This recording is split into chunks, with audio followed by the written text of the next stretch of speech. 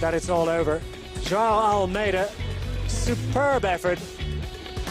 Close to the head of affairs. Rosa as 5 riders ventured forth with much difficulty into the back end.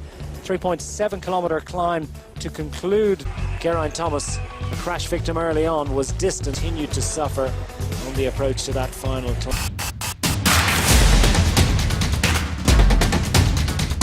So I think we can make a really good. Is João Almeida on the same time as... I had good legs since the beginning. I was feeling good. And in the end, it was just a suffer test until the finish time. See the man in pink or the man in blue take some bonus seconds here. It could be significant, but it looks to me as if there's going to be a couple of bonus seconds, and that's good news for João Almeida. So he's added to his advantage, and that's it. They pulled the pin.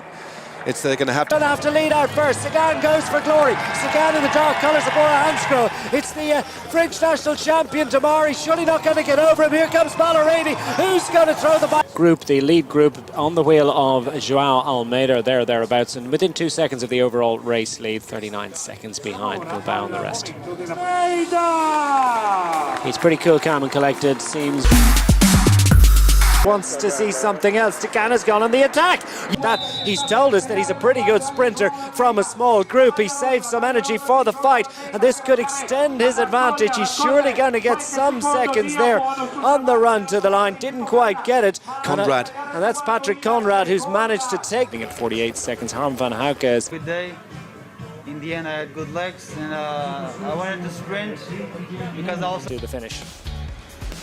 4 riders racing clear in the early breakaway of the day. Maximum of the Ducati squad taking good in, and he working well to hold off the peloton with João Almeida safely much of the afternoon indeed by Bora Hansgrohe, whittling down the advantage. One classified climb along the way of the breakaway riders, just close to the head of affairs. Well, as I say, and he's just hit the deck there. I'm not exactly sure what's going on there. It's the most remarkable situation, as we saw. Was there a little bit of a clash? I wondered, did a rider hit him from behind? I think he had moved over to the right-hand side. It's actually a rider just hitting him from behind. Battle among the breakaway riders. Quickly, everybody wants to time it perfectly. It's final bend. They crowd around for the Astana squad. Maybe Fellini is going. But it's Tamar that gets another stage victory. Where this, I'm super happy and. Ancora un giorno con il simbolo del primo. Leader of Giro D'Italia heading into stage 7 with an advantage. Brindisi from Terra, and that meant that it was crosswinds and a pretty busy start to the afternoon. Initial group of 4 were quickly retained by the peloton, which split in the crosswinds without too much difficulty.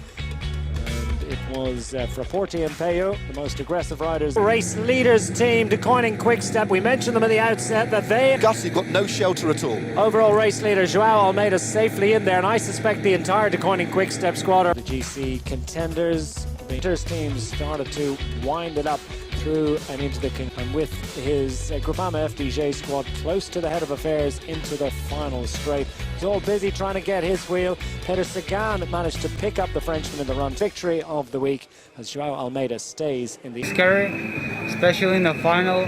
Everyone was nervous, wanted to be in the front. Now actually a slip behind Wilco Kelderman, so that's a bonus seconds, perhaps 8 seconds over. Wilco Kelderman, who we believe has moved into second position in the general classification. It's another day in pink for João. In Giovinazzo start pretty much immediately. It was a group of 6 that stretched their legs out front. Some very strong riders in there. João Almeida safely in the main peloton behind. Category 2 ascent of Port Sangello by Matt Holmes and Joey Roscoff up front. Virus, Eduardo Affini, Sean Bennett out to Alex Dowsett. He'd take the maximum. That abounded on the descents that were delayed. And then as we came in and on to the 15-kilometre finishing circuit with 2 short, sharp ones so far. A second stage rain into the mountains. Abruzzo and heading up to Roccaraso.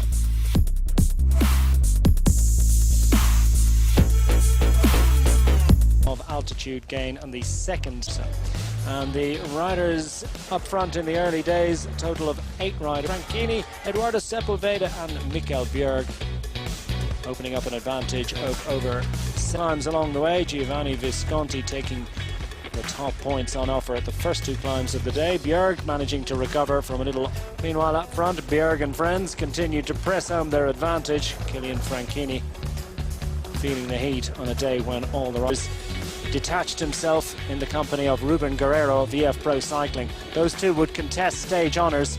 Up to the finish line, it was Guerrero who took the victory.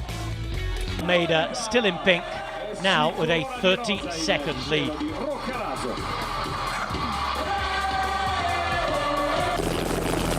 Pale Bilbao have moved down to third, but get closer to the race lead. Wilco Kelderman.